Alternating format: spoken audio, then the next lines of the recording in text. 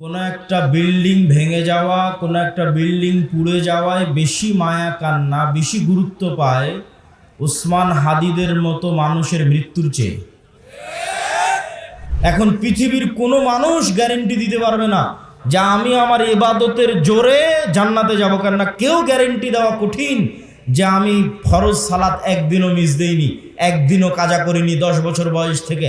সকল পাওনাদারের পাওনা পূরণ করতে পারবেন। কাকের নামে গীবত করেছেন, কার নামে অপবাদ দিয়েছেন, কার বিরুদ্ধে কিছু বলেছিলেন, কোথায় স্ত্রীর হক ভালো মতো দেননি, বাপ মায়ের সাথে ভালো ব্যবহার করেননি, কার মনে কি কষ্ট আছে কে জানে, সব কিয়ামতের মাঠে উপস্থিত হবে। সব আদায় হতে থাকবে আপনার দেওয়া টাকা থেকে, আর আপনি ওই টাকার জোরে বেঁচে জান্নাতে চলে যাবেন। বলেন আল্লাহু আকবার। মুসলমানেরা যেন অর্থনৈতিক মুক্তি না পায়, দাসত্বের জিনজিরে যেন আবদ্ধ থাকে, এই জন্য ইহুদিদের তৈরি করা, পাশ্চাত্যের তৈরি করা সবচেয়ে বড় অস্ত্রের নাম হচ্ছে সুদ। যে জুলাই আগস্টের পর সব মানুষ নিজ নিজ দলের হয়ে গেল, আর যখনই আপনি কোনো দল করবেন ওই দলের স্বার্থের বাইরে গিয়ে আপনার মুখ খুলবে না, জিহ্বা আটকা বন্ধ। এই এমপি, এই মন্ত্রী, এই মিনিস্টার যদি প্রাইম মিনিস্টার হয়, আপনাদের কাছে সে নেতা হতে পারে, আল্লাহর গায়েবের মূলনীতি অনুযায়ী ও গোলামের ঘরের গোলাম।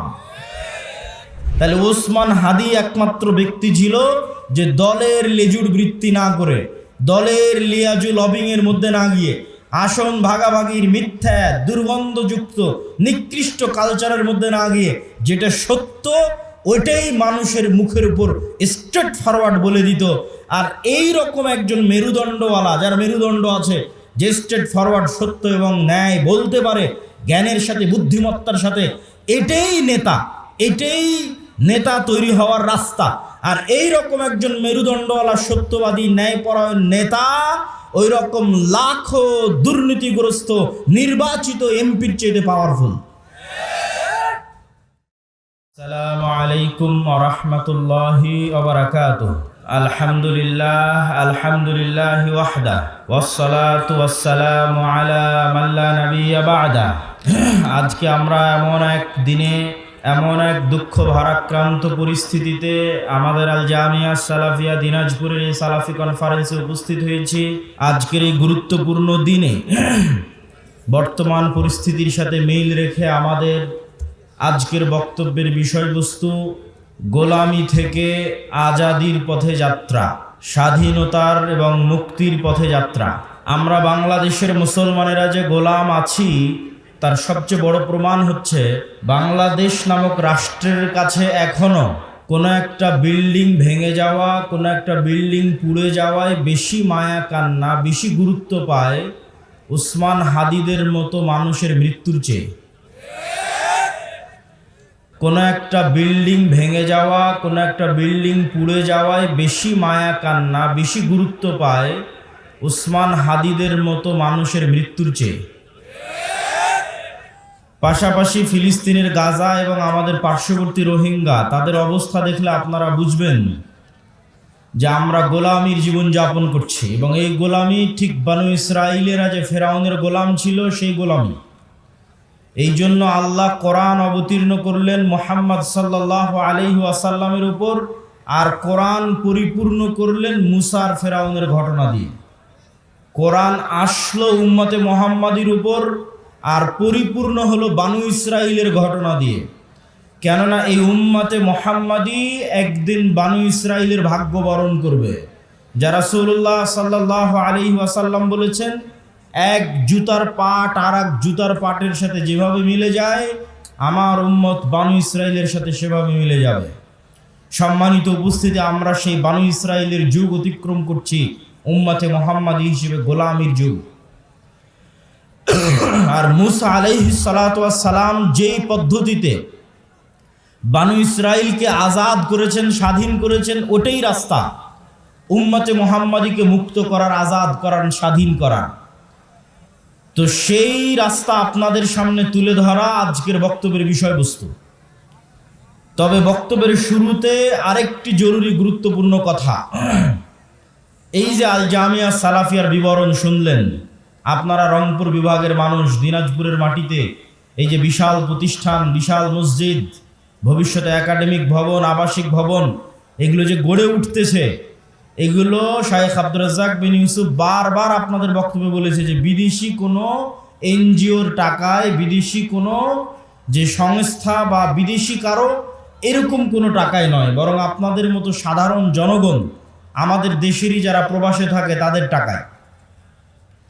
তো দানের কথা বললে অনেক সময় মানুষ জিনিসটাকে নেগেটিভ নেয় যে আসলে দান কেন। এই জন্য 2-5 মিনিট দানের একটু কারণ শোনেন যে দান কেন। আল্লাহ সুবহানাহু তাআলার মূলনীতি অনুযায়ী পৃথিবীতেও যদি মানুষ বিপদে পড়ে টাকা দিয়ে বাঁচার চেষ্টা করে, কেস, কোর্ট কাচারি, মামলা মোকদ্দমা, মেডিকেল, এই যে ওসমান হাদিকে নিয়ে যাবে সিঙ্গাপুর, হেলিকপ্টার ভাড়া 50 লক্ষ টাকা, তাহলে দুনিয়াতে বিপদ আপদ পড়লে মানুষের টাকা লাগে।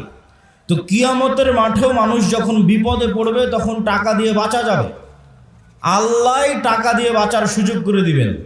কিন্তু আজকে দুনিয়াতে বিপদে পড়ে এর কাছ থেকে চেয়ে নিয়ে টাকা একত্রিত করতেছি, কিয়ামতের মাঠে কারো কাছ থেকে চেয়ে টাকা একত্রিত করার সুযোগ থাকবে না। এই দুনিয়াতেই যে টাকা আমি পরকালের অ্যাকাউন্টে জমা করে গেছি, ওই টাকায় আমি যদি কিয়ামতের মাঠে ধনী অবস্থায় উঠি, যে কোটি কোটি টাকা আমার নামে জমা হয়ে আছে, তাহলে আমিও কিয়ামতের মাঠের বিপদ টাকা দিয়ে বেঁচে যাব। দলিল কোথায়?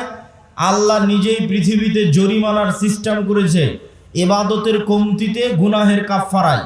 রমজান মাসে যখন তুমি স্ত্রীর সাথে সাংসারিক জীবনে গেছো, তখন তোমার কাফফারা হচ্ছে গোলাম আজাদ করা, 60 জন মিসকিনকে খাওয়ানো।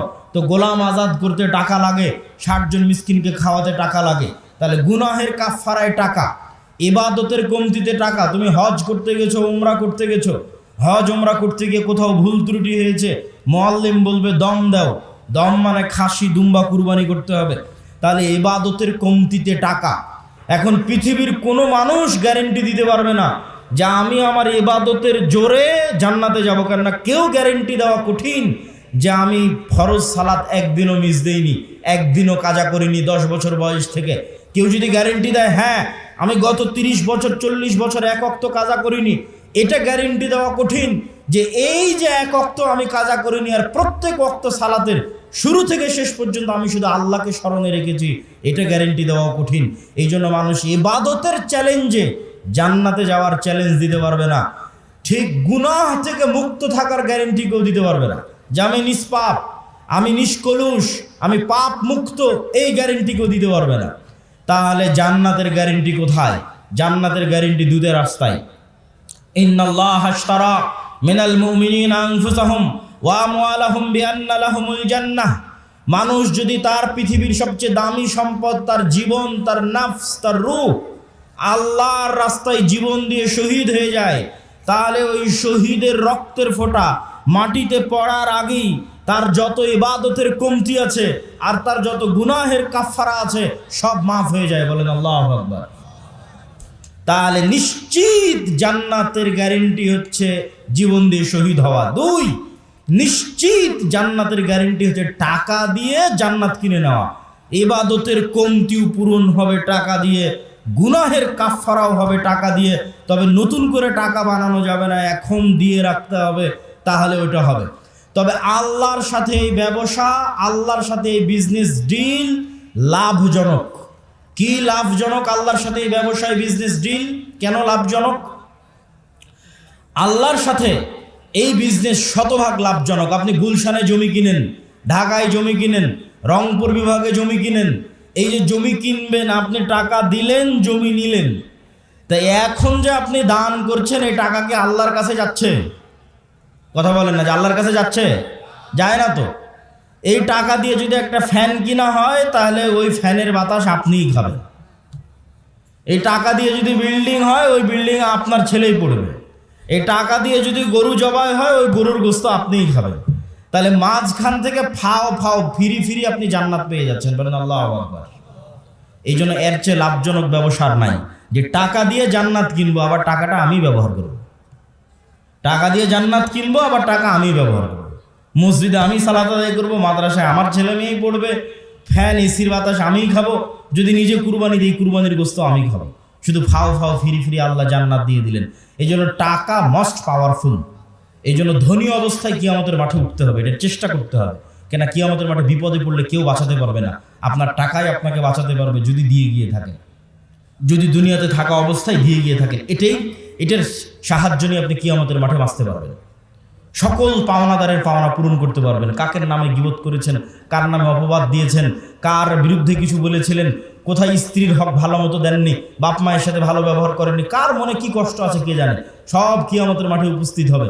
সব আদায় হতে থাকবে আপনার দেওয়া টাকা থেকে, আর আপনি ওই টাকার জোরে বেচে জান্নাতে চলে যাবেন। বলেন আল্লাহু আকবার।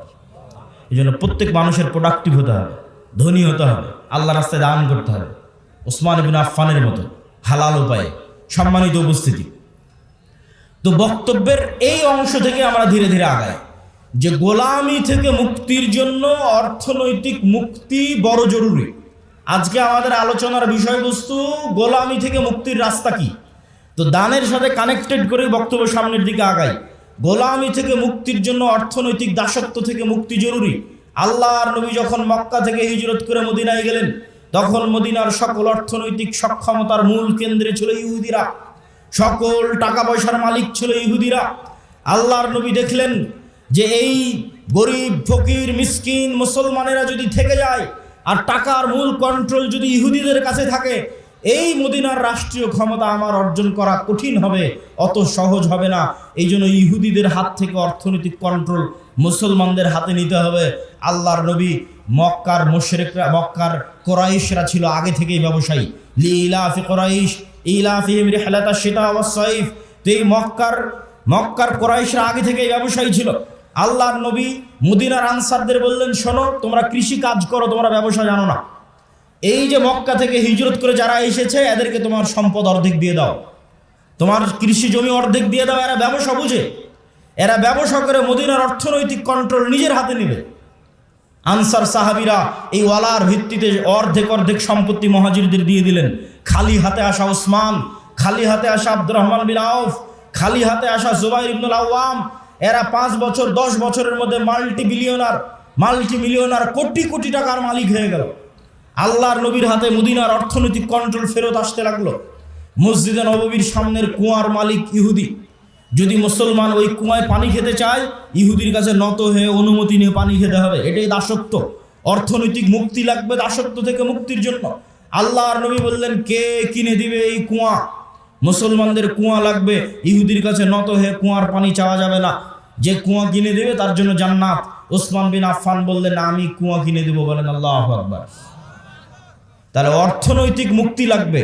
মুসলমানেরা যেন অর্থনৈতিক মুক্তি না পায়, দাসত্বের জিনজিরে যেন আবদ্ধ থাকে, এই জন্য ইহুদিদের তৈরি করা, পাশ্চাত্যের তৈরি করা সবচেয়ে বড় অস্ত্রের নাম হচ্ছে সুদ। সবচেয়ে বড় অস্ত্রের নাম সুদ।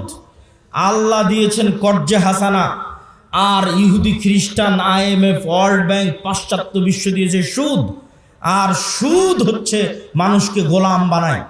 আপনি হিস্ট্রি স্টাডি করে দেখেন, ফেরাউন বানু ইসরাইলদের কি দিয়ে গোলাম বানাতো, আশ্চর্য হবেন। ফেরাউন বানু ইসরাইলদের যেই পদ্ধতি দিয়ে গোলাম বানাতো, তার একটা পদ্ধতি সুদি লেনদেন, সুদের কর্জ। আর সুদের কর্জের মিনিস্টার ছিল কারুন। এই জন্য আপনারা কারুনের নাম শুনেছেন। ফেরাউনের একটা বড় মন্ত্রীর নাম হচ্ছে কারুন, যার কাছ থেকে সুদের অর্থ লেনদেন করতো বানু ইসরাইলেরা। সব সুদের ঋণী ছিল, এই জন্য সব গোলাম ছিল। তাহলে বানু ইসরাইলকে গোলাম বানানোর একটা স্ট্র্যাটেজি ছিল সুদ। আজকের মুসলিম উম্মাহকে গোলাম বানানোর একটা স্ট্র্যাটেজি হচ্ছে সুদ। পুরো দেশ গোলাম সুদের ঋণের কারণে। পুরো একটা মুসলমানদের বলে পারমাণবিক শক্তির অধিকারী পাকিস্তান, এই পুরো একটা রাষ্ট্র গোলাম শুধু এই সুদি ঋণের কারণে।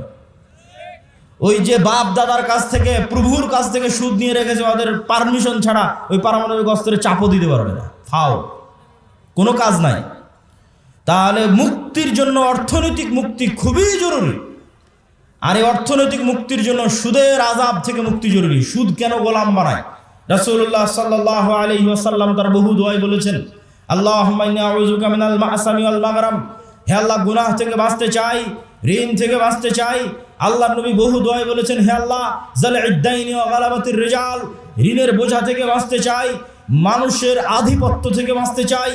আল্লাহর নবীকে সাহাবীরা জিজ্ঞেস করলেন, হে আল্লাহর নবী, কেন আপনি ঋণের বোঝা থেকে বাঁচার জন্য এত দোয়া করেন?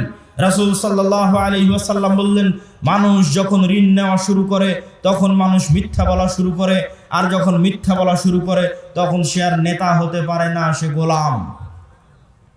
তাহলে আমাদের মা বোন যতজন কিস্তিতে লোন নিয়ে রেখেছে এরা সবাই মিথ্যার প্র্যাকটিস করে।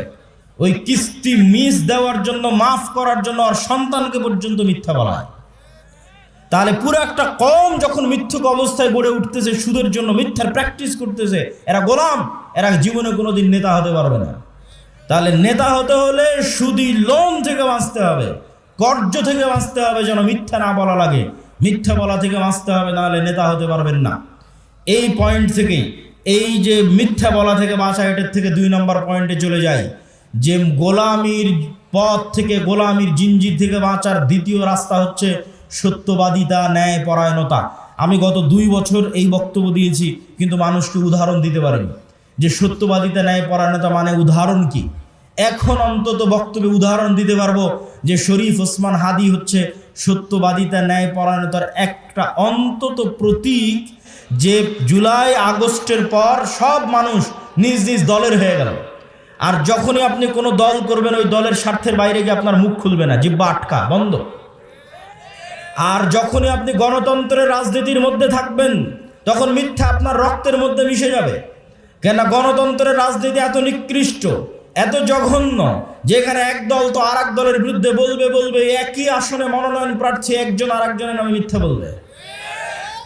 তাহলে ওই যে মিথ্যার কালচারের মধ্যে লিয়াজু, লবিং, আসন ভাগাভাগি, উমুককে নয় আমাকে দাও, এই পুরো কালচারটার মধ্যে ঢুকে আছে টাকার লেনদেন, 2 নাম্বারি, ধোঁকা, লবিং, লিয়াজু, এই পুরো কালচারটার মধ্যে ঢুকে আছে মিথ্যা, ধোঁকা, দুর্নীতি।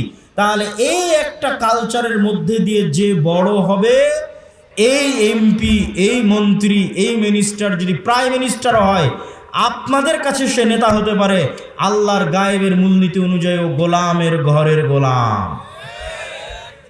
তাহলে যত এমপি এই মিথ্যা, এই দুর্নীতির সাথে জড়িত, যদি প্রাইম মিনিস্টারও হয়, সে নেতা না গোলাম? একটু জোরে বলেন, নেতা না গোলাম? গোলাম। এটাই আল্লাহর মূলনীতি। এই মূলনীতির উপরেই আল্লাহ সুবহানাহু ওয়া তাআলা পৃথিবী প্রতিষ্ঠিত করেছেন। নেতা কখন? যখন সত্যবাদিতা, ন্যায় পরায়ণতার উপর দাঁড়িয়ে আছে। তাহলে ওসমান হাদি একমাত্র ব্যক্তি ছিল যে দলের লেজুর বৃত্তি না করে, দলের লিয়াজু লবিংয়ের মধ্যে না গিয়ে, আসন ভাগাভাগির মিথ্যা, দুর্গন্ধযুক্ত, নিকৃষ্ট কালচারের মধ্যে না গিয়ে, যেটা সত্য ওইটাই মানুষের মুখের উপর স্ট্রেট ফরওয়ার্ড বলে দিত। আর এই রকম একজন মেরুদণ্ডওয়ালা, যার মেরুদণ্ড আছে, যে স্ট্রেট ফরওয়ার্ড সত্য এবং ন্যায় বলতে পারে জ্ঞানের সাথে, বুদ্ধিমত্তার সাথে, এটাই নেতা, এটাই নেতা তৈরি হওয়ার রাস্তা। আর এই রকম একজন মেরুদণ্ডওয়ালা, সত্যবাদী, ন্যায়পরায়ণ নেতা ওই রকম লাখো দুর্নীতিগ্রস্ত নির্বাচিত এমপির চেয়ে পাওয়ারফুল। এবং ওই পাশ্চাত্যের আর আমাদের পাশের দাদাবাবুরা, তারা পর্যন্ত ভয় পায় এই রকম নেতাকে। কেন? ওই যে দুর্নীতির মধ্যে যে নেতা উঠে এসেছে, ওকে টাকা দিয়ে কিনে নেওয়া যাবে।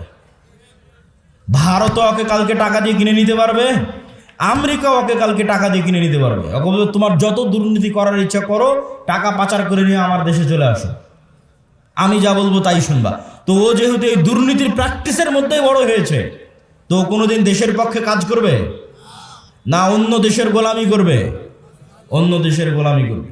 তাহলে গোলামি থেকে বাঁচার জন্য একটা প্রজন্ম তৈরি করতে হবে আপনাদের, যে প্রজন্ম হবে সত্যবাদী, ন্যায়পরায়ণ, মিথ্যা এবং অন্যায়ের সংস্পর্শে যায়নি, মেরুদণ্ড বিক্রি করবে না টাকার কাছে। আপনি মাপবেন কেমনে যে আমি সত্যবাদী, ন্যায়পরায়ণ কিনা?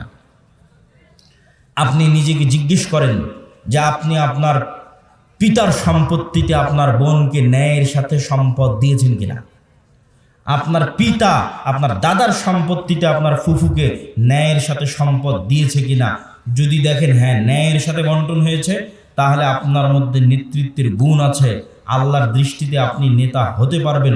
আরও বাকি গুণগুলো অর্জন করলে পূর্ণ নেতা হবেন, কিন্তু মোটামুটি এই গুণটা আছে। আর যদি দেখেন যে না, আপনি ন্যায়ের সাথে বন্টন করতে পারেননি, আপনি নিশ্চিত জেনে রাখেন, আপনি নিশ্চিত জেনে রাখেন, আজকে আপনি আপনার স্ত্রীর সাথে ন্যায় করতে পারেননি, আজকে আপনি আপনার বোনের সাথে ন্যায় করতে পারেননি, আজকে আপনি আপনার পিতা মাতার সাথে ন্যায় করতে পারেননি, ওয়াল্লাহি আল্লাহর কসম করে বলছি, ওয়াল্লাহি আল্লাহর কসম করে বলছি, যে তার বোন তার ফুফুর সাথে ন্যায় করতে পারেনি, এই ব্যক্তিও যদি নির্বাচিত হয়ে ক্ষমতায় আসে, সেও গত 16 বছরের চেয়ে বড় দুর্নীতিবাজ হবে। তাহলে নেতা তখনই তৈরি হবে যখন ন্যায় এবং সত্যবাদিতা তার রক্তের মধ্যে থাকবে। আর মিথ্যা গোলামির কালচার। ইব্রাহিম আলাইহিস সালাতু ওয়াস সালামের 2 সন্তান, এক সন্তানের নাম ইসহাক, আর এক সন্তানের নাম ইসমাইল। ইসহাককে রেখে দিলেন জেরুজালেমে, আর ইসমাইলকে রেখে দিলেন মক্কায়। ইসমাইল থেকে মুহাম্মদ পর্যন্ত এই দীর্ঘ সময়ে এই বানু ইসরাইলের সাথে কি হচ্ছে দেখেন, শর্টকাট। ইসহাকের সন্তান ইয়াকুব, ইয়াকুবের সন্তান ইউসুফ, ইউসুফের 11 ভাই মিলে পিতা মাতা মিলে মিশর। মিশরে ইউসুফের মৃত্যুর পরে ফেরাউনের 300 বছরের গোলামি, ফেরাউনের গোলামি থেকে মুসার হারুনের হাত ধরে মুক্তি, মুসার হারুনের হাত ধরে মুক্তির পরে 40 বছর সিনাই মরুভূমিতে পাগলের মতো ঘুরপাক, 40 বছর পর ইউশা বিন নুনের হাত ধরে জেরুজালেম বিজয়, তারপরে পুনরায় আর এক জালেম বাদশার কারণে জেরুজালেম থেকে বিতাড়িত, তারপরে দাউদ, সুলাইমান এবং তালুতের মাধ্যমে জেরুজালেম বিজয়, জেরুজালেম থেকে সারা পৃথিবীতে শাসন ক্ষমতা প্রতিষ্ঠা, তারপরে আস্তে আস্তে জাকারিয়া, ইয়াহিয়া, ঈসা, মারিয়াম। এই যে দীর্ঘ সময় বানু ইসরাইলের, এই দীর্ঘ সময় বানু ইসরাইলের চরম উত্থান পতন হয়েছে, 2-3 বার গোলামির জিঞ্জিরে আবদ্ধ হয়েছে। তার মধ্যে সবচেয়ে বড় গোলামি ছিল ফেরাউনের 300 বছর। এই গোলামির জিঞ্জিরে আবদ্ধ হওয়ার কারণে এরা নবীর সন্তান হওয়ার পরও, ইব্রাহিমের সন্তান হওয়ার পরও, ইসহাকের সন্তান হওয়ার পরও এরা মিথ্যা বলা, ধোকা দেওয়া, 2 নম্বরই রাস্তা শিখে নিয়েছিল। এই জন্য আল্লাহ বলল, শনিবারের দিন তোমরা মাছ ধরবা না। দাউদ কোরআন পড়ে, মাছেরা কোরআন শুনতে আসে, জাবুর শুনতে আসে। এরা করলো কি, শনিবারের দিন মাছগুলো আটকে রেখে দিল, রবিবারের দিন ধরলো। কি পরিমাণ ধোকাবাজ! অথচ এরা নবীর সন্তান, ইব্রাহিমের সন্তান, এই সিলসিলার সন্তান। আর এইদিকে এই যে ইসমাইল থেকে মুহাম্মদ পর্যন্ত এই লম্বা সময়, সেম টাইম, এই লম্বা সময়ে মক্কায় কোনো নদী নাই, মক্কায় কোনো ফল ফসল উৎপাদন হয় না, মক্কা কোনো বড় ব্যবসায়িক কেন্দ্র নয়, মক্কা কোনো বড় রাজনৈতিক কেন্দ্র নয়। ফলত বিশ্বের কোনো পরাশক্তি, না রোমান না পারস্য, কেউ মক্কা দখল করেনি। মক্কা দখল করে কেউ কোনোদিন ইসমাইলের সন্তানদের গোলাম বানায়নি। ফলত ইসমাইল থেকে মুহাম্মদ পর্যন্ত ইসমাইলের সন্তানেরা শিরকে লিপ্ত হলেও 2 নম্বরই দুর্নীতি, জুয়াচুরি, ধোকা, এই রাস্তাগুলো থেকে অনেক অনেক দূরে ছিল। এর 2-1টা উদাহরণ আপনি দেখতে পাবেন। Abdul Muttalib, Abu Taleb, Abu Sufian. Abdul Muttalib Muhammad ইসলামের দাদা, ইনি মুশরিক, কিন্তু আব্দুল মুত্তালিবের হিস্ট্রিতে কেউ দেখাতে পারবে না যে ও মিথ্যুক, মানুষের সম্পদ মেরে নেয়, 2 নম্বরই করে ধোকাবাজি করে, এটা দেখাতে পারবে না। আবু তালেব মুহাম্মদ ইসলামের চাচা, মৃত্যু পর্যন্ত ইসলাম গ্রহণ করেনি আল্লাহর নবী এতবার বলার পরেও। কিন্তু আবু তালেব সত্যবাদী ছিল, ন্যায়পরায়ণ ছিল, মানুষকে ধোকা দিয়ে, মানুষের টাকা নিয়ে মেরে খাওয়া, জুয়াচুরি, ধোকাবাজি, এগুলো বুঝতো না। এই জন্য আল্লাহর নবী বলে গেছে, আল আইম্মাতু মিন কুরাইশ। মক্কা বিজয়ের পর প্রায় সব কুরাইশ ইসলাম গ্রহণ করে নিয়েছিল, সব। মক্কা বিজয়ের আগ পর্যন্ত তারা কাফির থাকতে পারে, আল্লাহ নবীর সাথে যুদ্ধ, মারামারি সবকিছু করেছে, কিন্তু মক্কা বিজয়ের পর প্রায় সব কুরাইশ ইসলাম গ্রহণ করে নিয়েছে। আল্লাহ নবী বলেন, আল আইম্মাতু মিন কুরাইশ, আমার উম্মতে যতদিন নেতা হবে, খলিফা হবে, কুরাইশ বংশ থেকে হবে, ইসমাইলের সন্তান থেকে হবে। আবু বকর কুরাইশ বংশের, ওমর কুরাইশ বংশের, ওসমান কুরাইশ বংশের, আলী কুরাইশ বংশের, সব ইব্রাহিমের সন্তান, ইসমাইলের সন্তান। সম্মানিত উপস্থিতি, কি বুঝালাম এটার থেকে? গোলামি মে বদল জাতি হে কওমো কা জমিন। গোলামি করলে জাতির চরিত্র চেঞ্জ হয়ে যায়। আমরা যে 190 বছর ব্রিটিশের গোলামি করেছি এবং আমাদের স্বভাব চরিত্র চেঞ্জ হয়ে গেছে, তার একটা আলামত আমি নিজে ইউরোপ সফর করতে গিয়ে পেয়েছি, চাক্ষুষ একটা আলামত বলি। আমি মনে করতাম সারা পৃথিবী ইংরেজি ভাষা দিয়ে চলে। আমাকে যেহেতু কেউ কোনোদিন এই ভুলটা ভেঙে দেয়নি, আমি যেহেতু নিজে প্র্যাকটিক্যালি আমার এই ভুল ধরা পড়েছে, ফলত আমার রিয়েলাইজেশন অনেক গভীর। তো আমি মনে করতাম সারা পৃথিবী ইংরেজি দিয়ে চলে। ইংল্যান্ডেও থাকলাম প্রায় 1 বছর। এই ইংল্যান্ডে থাকা অবস্থায় যখন ফ্রান্স গেলাম, স্পেন গেলাম, ইতালি গেলাম, স্পেনের যখন কর্ডোবা, গ্রানাডায় যাওয়ার জন্য যে বিমানবন্দরে নামলাম, ওই বিমানবন্দরে নেমে এক্সিট লেখাটা আমি ইংরেজিতে খুঁজে পাচ্ছিলাম না। ইংরেজি ভাষার এত অনুপস্থিতি যে বাহিরে যে বের হবো, কোন রাস্তা দিয়ে বের হবো, কোথায় এক্সিট, কিছু খুঁজে পাই না, সব স্প্যানিশ ল্যাঙ্গুয়েজ। যারা এয়ারপোর্টে দায়িত্ব পালন করছে ওদের সাথে গিয়ে যে ইংরেজিতে কথা বলবো, ওরাও ইংরেজি বোঝে না। আরে অন্তত এয়ারপোর্টে দায়িত্বশীল তো ইংরেজি বুঝবে। এত উন্নত রাষ্ট্র স্পেন, এত উন্নত রাষ্ট্র ফ্রান্স, এত উন্নত রাষ্ট্র ইতালি, ইংরেজি জানে না। আমার তো মাথায় ঘুরে গেল, কেন ইংরেজি জানে না? তখন আমি রিয়ালাইজ করলাম, আমার মদিনা ইসলামী বিশ্ববিদ্যালয়ের বন্ধু বাড়ি আফ্রিকা, ও বলতো আর ভাষা ফরাসি। আমি তখন এটা না অত গভীর চিন্তা করিনি যে ওর ভাষা ফরাসি কেন। ফ্রান্সে যখন গেলাম দেখি ফ্রান্সে সব আফ্রিকান মুসলমান। ফ্রান্সে ভারত পাকিস্তানের মুসলমান কম, আফ্রিকার মুসলমান বেশি। ইংল্যান্ডে আবার ভারত পাকিস্তানের মুসলমান বেশি, আফ্রিকার মুসলমান কম। তখন সব রহস্য ভেদ হয়ে গেল যে ওর ভাষা কেন ফরাসি আর আমার কাছে কেন ইংরেজির এত গুরুত্ব। জন্মগত কেমনে অটোমেটিক সবাই আমাদের দেশের মানুষ জানে যে ইংরেজি অনেক গুরুত্বপূর্ণ ভাষা, অথচ ইউরোপের অধিকাংশ দেশ ইংরেজির কোনো ভ্যালুই নাই, দামই নাই। ওরা এতটা অহংকারী, ফ্রান্স, ইতালি, স্পেন, জার্মান এতটা অহংকারী, ওরা ইংরেজি শিখবেই না। তাহলে আমি কেমনে জন্মগত মেনে বুঝে নিলাম যে ইংরেজি গুরুত্বপূর্ণ? এটাই 200 বছর যে আমরা ব্রিটিশের গোলামি করেছি, গোলামি মে বদল জাতি হে কওম কা জমির, আমরা নিজের অজান্তেই ওর গোলামির প্রভাব বহন করতেছি। আমি আব্দুল্লাহ নিজের অজান্তেই, আমার পূর্বপুরুষ 190 বছর ব্রিটিশের গোলাম ছিল, তার প্রভাব আমি আমার অজান্তে বহন করতেছি। আর আমার ওই বন্ধু যে আফ্রিকায় বাড়ি, ও ওর অজান্তে ইউরোপীয় উপনিবেশের গোলামির চিহ্ন বহন করতেছে। ঠিক এই যে আপনি দেখতেছেন মুসলমানরা মারামারি কাটাকাটি, এই যে গণতন্ত্রের কালচার টিকিয়ে রাখা আছে, যেন এখানে আর সুদের কালচার টিকিয়ে রাখা আছে, যেন একটা মুসলমান নেতা সত্যবাদী ন্যায়পরায়ণ বের হয়ে আসতে না পারে, সব যেন মিথ্যুক আর দুর্নীতিবাজ বের হয়। এই জন্যই গণতন্ত্র দিয়ে রাখা আছে, এই জন্যই সুদী ব্যবস্থা দিয়ে রাখা আছে।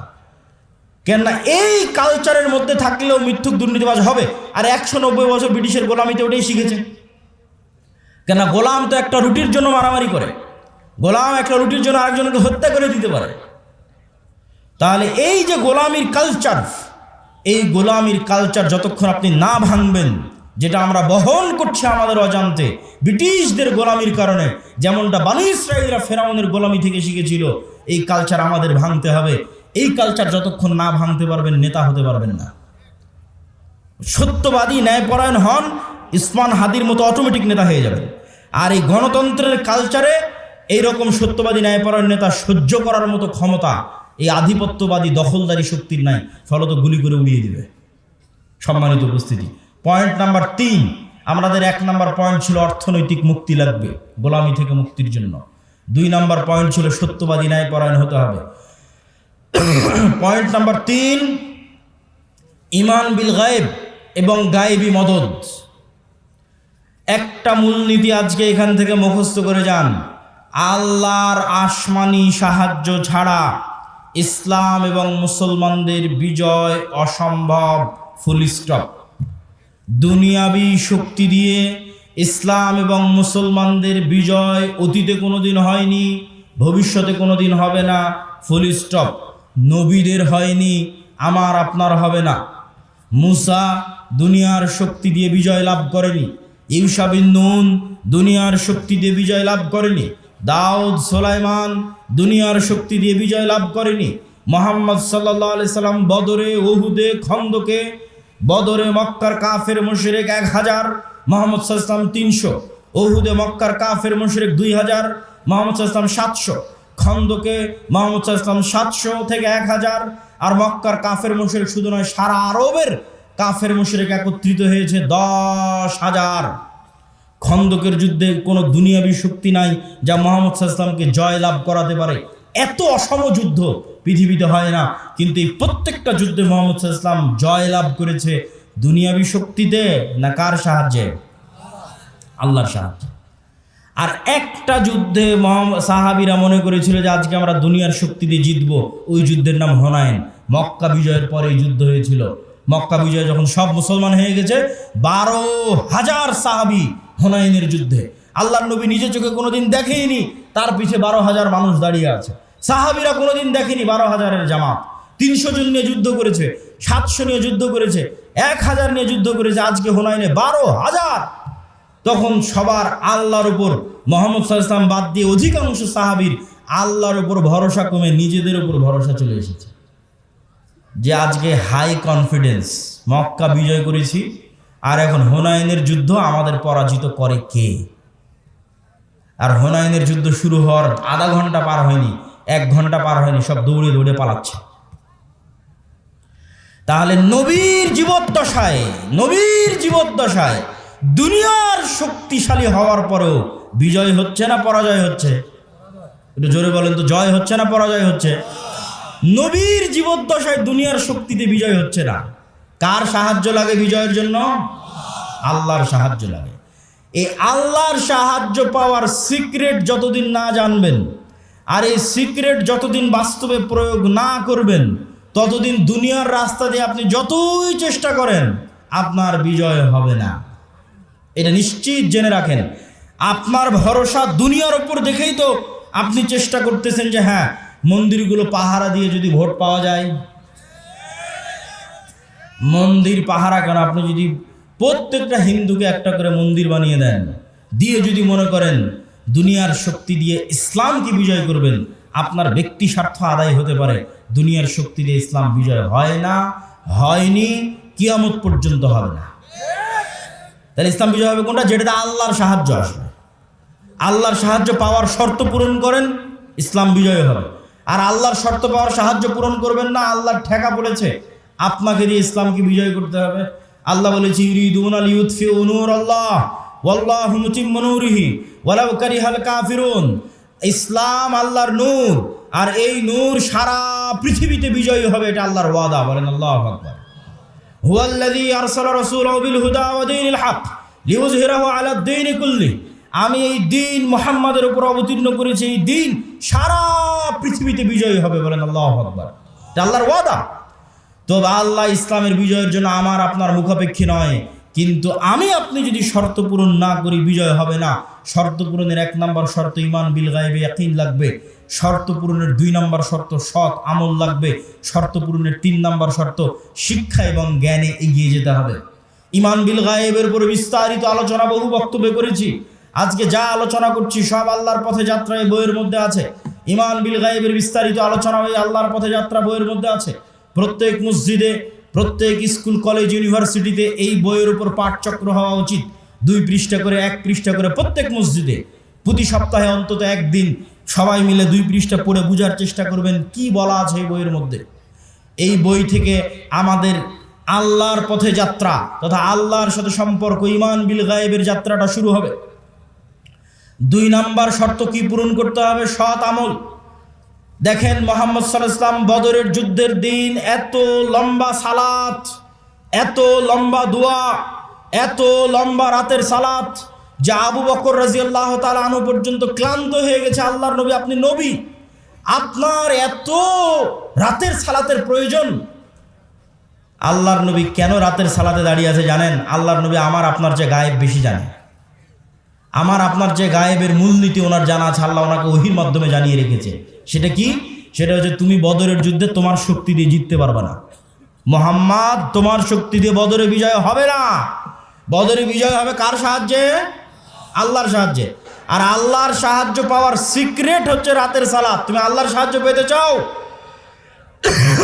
যত বড় নবী হও রাতের সালাতে দাঁড়াতে হবে। ফাতাহাজ্জাত বিহি নাফিলাতাল লাক আসা ইয়াবআসাকা রাব্বুকা মাকামাম মাহমুদা। তুমি সর্বশ্রেষ্ঠ নবী হওয়ার পরও আল্লাহর সাহায্য আসমান থেকে দুনিয়াতে আনার জন্য শ্রেষ্ঠতম নবী হওয়ার পরও তোমাকে রাতের সালাতে ঘন্টার পর ঘন্টা দাঁড়িয়ে থাকতে হবে। আর বাংলার মানুষেরা স্বপ্ন দেখে নামাজ 5 ওয়াক্ত সালাত আদায় না করেই খালি ভোট দিয়ে ইসলামকে বিজয় করে দিবে। অসম্ভব, এটা অসম্ভব, ইম্পসিবল। আপনাকে ন্যূনতম আল্লাহর সাহায্য পাওয়ার পূর্ব শর্ত পূরণ করতে হবে। সেই পূর্ব শর্তের 2 নম্বর হচ্ছে সৎ আমল। রাতের সালাত না পারেন 5 ওয়াক্ত সালাত ঠিক রাখতে হবে।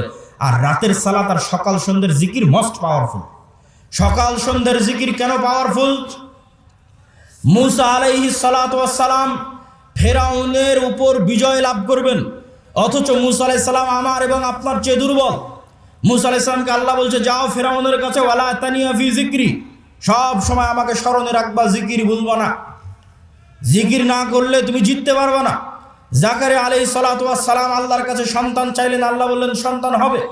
বন্ধা স্ত্রী, বার্ধক্য বয়স, কেমনে সন্তান হবে আল্লাহ আলামত বলেন। আল্লাহ বললেন সকাল সন্ধ্যা জিকির করো সন্তান হবে। সকাল সন্ধ্যা জিকির পৃথিবীর এমন বড় সিক্রেট, যা দিয়ে পৃথিবীর এমন কোনো অসম্ভব নয়, যা সম্ভব করা সম্ভব নয়। মূসা যদি ফেরাউনকে পরাজিত করতে পারে, এই অসম্ভব যদি সম্ভব হয়ে যেতে পারে, জাকেরাকে যদি আল্লাহ সন্তান দিয়ে দিতে পারে, তো সকাল সন্ধ্যার জিকির দিয়ে পৃথিবীর সব অসম্ভবকে সম্ভব করা যাবে। কেন আপনার এই ইয়াকিন থাকতে হবে, ইউসাব্বিহু লিল্লাহি মা ফিস সামাওয়াতি ওয়া মা ফিল আরজ, আসমান জমিন এবং তার মধ্যে যা কিছু আছে, জীব জন্তু, জড় বস্তু, জড় পদার্থ, কীট পতঙ্গ, এই টিস্যু, এই বই, মাইক, মোবাইল, এই কাঠের ডায়াস, এই ক্যামেরা, যা দেখতে পাচ্ছি, এরা এখনো 24 ঘন্টা আল্লাহর তাসবিহ পাঠ করতেছে। বলেন আল্লাহু আকবার। এটা গায়েব। এই গায়েবের মূলনীতি আল্লাহ কোরআনে দিয়ে দিয়েছে, যে তোমরা তো গায়েব জানো না, তোমাদেরকে জানিয়ে দিচ্ছি, এরা সবাই তাসবিহ পাঠ করতেছে। তাহলে আপনিও যখন সকাল সন্ধ্যার জিকির করবেন, এরাও আপনার সেই তাসবিহ বুঝবে। সুলাইমান আলাইহিস সালামেরটা বুঝতো, সুলাইমান আলাইহিস সালাম ওদেরটাও বুঝতো।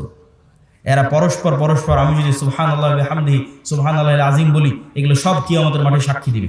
এরা শুনছে, কিয়ামতের মাঠে সাক্ষী দিবে। বলেন আল্লাহু আকবার। মুয়াজ্জিনের আযান যত দূর পর্যন্ত যাবে, এই প্রত্যেকটা জীব জন্তু, কীট পতঙ্গ, জড় বস্তু, জড় পদার্থ, এরা শুনে, এরা নিজেরা তাসবিহ পড়ে, এরা মানুষের তাসবিহ শুনে। মুয়াজ্জিনের আযান যত দূর পর্যন্ত যাবে, পৃথিবীর প্রত্যেকটা ধূলিকণা বালিকণা কিয়ামতের মাঠে ওই মুয়াজ্জিনের পক্ষে সাক্ষ্য দিবে। বলেন আল্লাহু আকবার। এই জন্য জিকির মোস্ট পাওয়ারফুল, সবচেয়ে পাওয়ারফুল।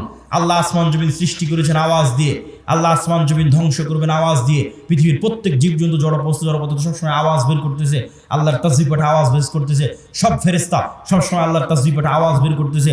আওয়াজ সবচেয়ে মোস্ট পাওয়ারফুল।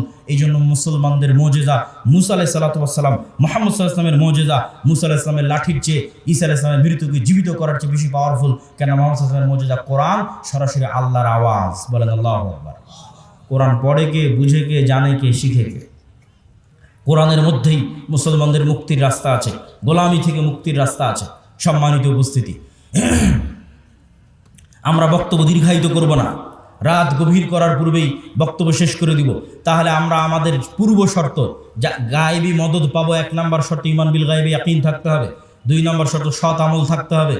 সৎ আমলের 2টা আমল খুব পাওয়ারফুল, একটা রাতের সালাত, একটা সকাল সন্ধ্যের জিকির। সব অসম্ভবকে সম্ভব করা সম্ভব এই 2টা দিয়ে।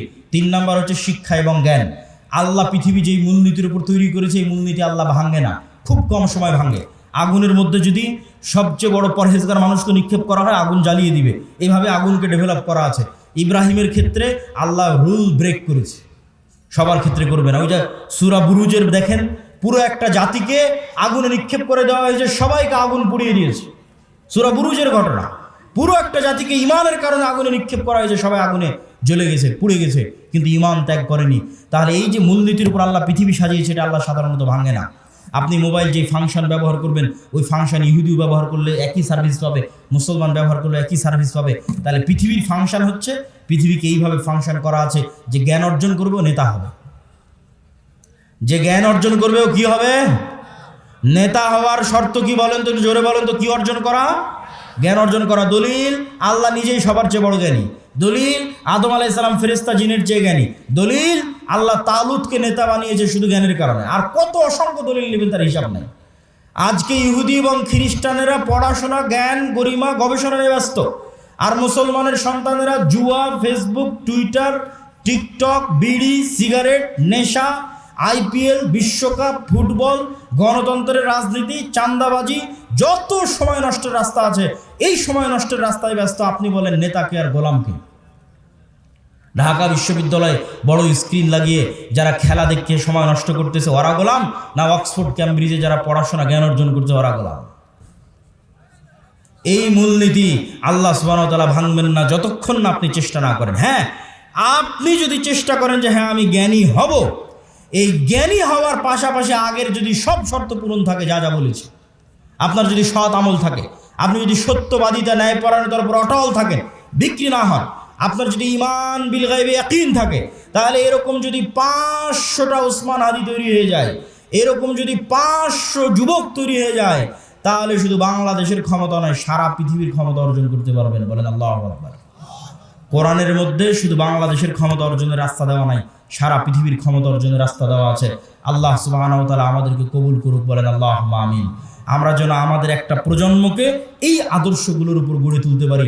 এই জন্যই তো আমরা মক্তব করছি, এই জন্যই তো মাসিক আল ইতিসাম আপনাদের নিতে বলছি, এই জন্যই তো আমাদের মক্তবের সিলেবাস আমার লেখা, যাতে আপনাদের সন্তানদের ব্রেনের মধ্যে আমরা এই জিনিসগুলো ঢুকিয়ে দিতে পারি। আমি জানি না কেন এখনও আপনারা মক্তবের ট্রেনিংয়ের জন্য আপনাদের শিক্ষকদের পাঠান না। যাতায়াত খরচ লাগে না, বই পুস্তকের খরচ লাগে না, থাকা খাওয়ার খরচ লাগে না, তারপরেও আপনি মক্তবের ট্রেনিংয়ে নাই, শুধু প্রোগ্রাম নেওয়ার সময় আছেন। এই সিস্টেম পরিবর্তন করতে হবে। মক্তবি মূল, শতভাগ মুসলমানের সন্তানকে কোরআন ও দ্বীন শিখাতে হবে। কোথায় শিখাবো? জামিয়া সালাফিয়ায় সম্ভব নয়। জামিয়া সালাফিয়া বা মাদ্রাসায় সারা বাংলাদেশের 2% ছেলে মেয়ে পড়ে। শতভাগ মুসলমানের সন্তানকে কোরআন ও দ্বীন শিখাতে চাইলে মসজিদেই যেতে হবে, মক্তবে যেতে হবে। এই জন্য আমি কড়া করে বলেছি যে মসজিদের ইসি বিক্রি করে তোমরা মক্তব চালাও। এই জন্য বলেছি ওই কমিটিকে পদত্যাগ করাও যে মসজিদে মক্তব চালাতে পারে না, আর টাইলস খুলে নিয়ে গিয়ে মক্তবে শিক্ষকের বেতন দাও।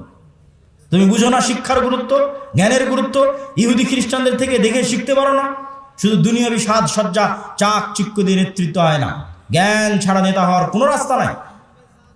এই জন্য মক্তব পরিচালনা করতে হবে, শিক্ষকদের ট্রেনিং দিতে হবে, মাসিক আল ইতিসাম প্রতি মাসে নিতে হবে।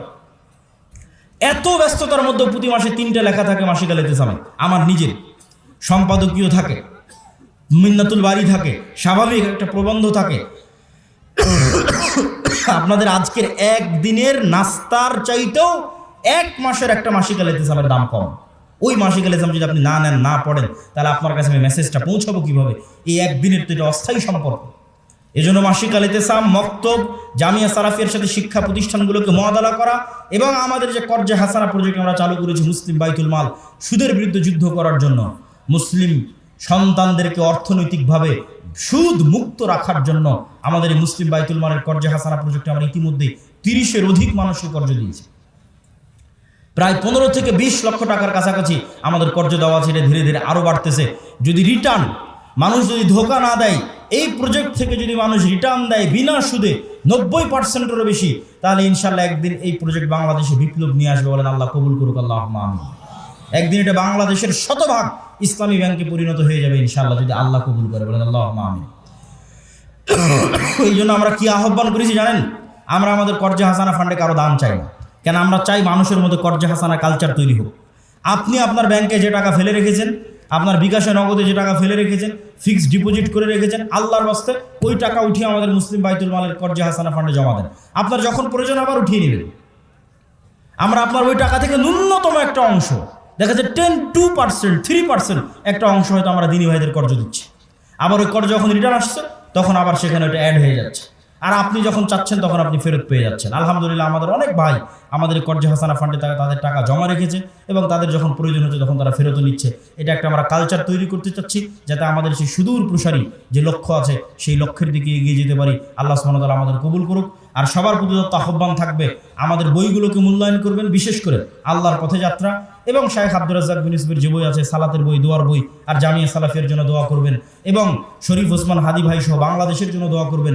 আল্লাহ যেন বাংলাদেশের 16 কোটি মুসলমানকে হিন্দুদের দয়ার ওপর ছেড়ে না দেয়। বলেন আল্লাহুম্মা আমিন। আল্লাহ যেন বাংলাদেশের 16 কোটি মুসলমানের রহম করে, দয়া করে, আমাদের এই স্বাধীন সার্বভৌম ভূখণ্ডের স্বাধীনতা এবং সার্বভৌমত্ব যেন হেফাজত করে। আল্লাহুম্মা আমিন। ওয়া আখিরু দাওয়ানা আলহামদুলিল্লাহি রাব্বিল আলামিন। আসসালামু আলাইকুম ওয়া রাহমাতুল্লাহি ওয়া বারাকাতুহু। সবাই বৈঠক শেষে দোয়া পড়ি, কেননা আমার ধারণা আর তো কিছু বলার নাই। সবাই বলেন সুবহানাকা আল্লাহুম্মা ওয়া বিহামদিকা আশহাদু আল্লা ইলাহা ইল্লা আনতা আস্তাগফিরুকা ওয়া আতুবু ইলাইক।